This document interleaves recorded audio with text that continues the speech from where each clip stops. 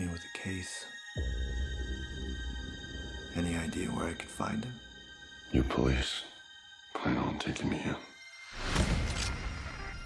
I would much prefer that to the alternative.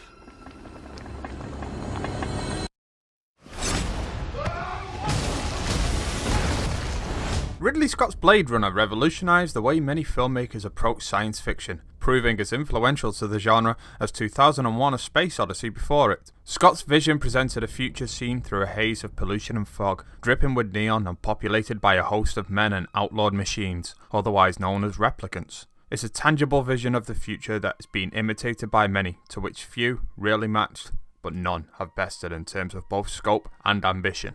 Even though the film proved a flop on release, it has since become known as a rightful masterwork, and when it was announced that Ridley Scott and Hampton Fancher were developing a sequel to that seminal film, it was hard to foresee it having the same impact or influence, even with critically acclaimed director Denis Villeneuve taking the reins. Now that the film has been released, it's hard to see why we ever doubted them.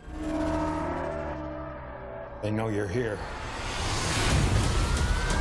Blade Runner presents a vision of 2019 in which corporations have fashioned what is left of a dying world into a light show to aesthetically assault the remaining population with their latest products. Some of those factory-made items, such as the human replicant Roy Batty, prove more human than even their human counterparts. For those individuals, bounty hunters called Blade Runners are dispatched to end their lives. But this is not execution, it is called retirement.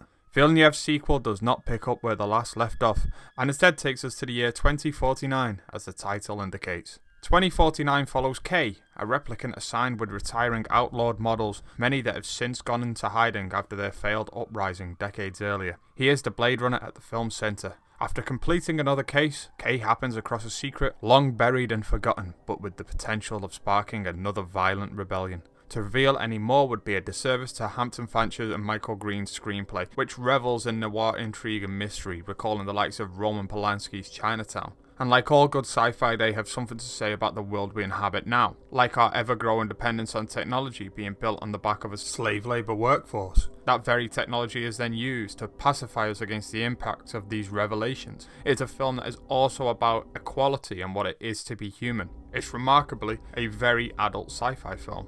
Gosling is quietly outstanding as K, an outcast in a world that detests him, whose calm facade is shattered when his worldview is challenged and tested beyond its limits.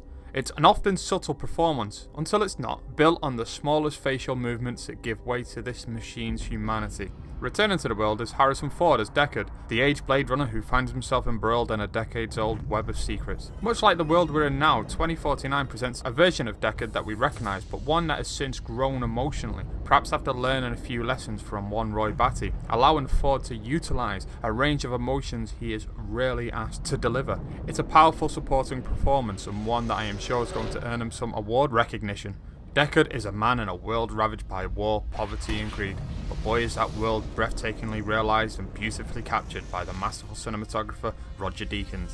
Each shot is a beautifully composed masterwork telling a story of its own, a feat that is surely earning Deakins that long-coveted Oscar.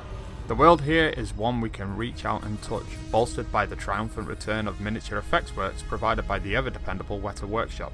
Though these visuals pay homage to Scott's film, 2049 is one of those rarest sequels that, while honouring the past, refuses to repeat it. Those expecting a best of hits a la The Force Awakens or simply an action film in Blade Runner's skin will be sorely mistaken in looking here. Instead, Villeneuve builds on Scott's film, challenges it, and ultimately succeeds in painting it in a different light. It could be argued that Villeneuve has retroactively injected a shot of emotion and humanity into Scott's film, providing its cold world a touch of warmth. Overall, Blade Runner 2049 is a modern masterwork, likely to be remembered with the same reverence as the original. Its aesthetics are at once breathtakingly striking and haunting. The story is a web of noirish mystery. The pace slow, allowing us to reflect on Villeneuve's expertly crafted world. Production company Alcon Entertainment are to be hugely applauded for their risks making 2049, a film that often feels like a $185 million tone poem.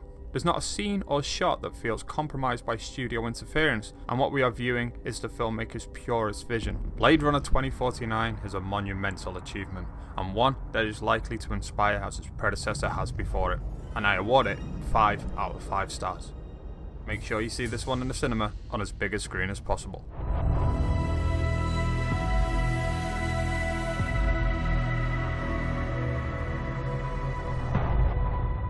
And that is all from me, Gareth Green, with my latest review. Remember to subscribe to Popcorn Digest for up-to-date reviews, interviews, and much, much more. And follow us on our social media pages found at the links below. I'll be back soon, but until then, thank you for listening.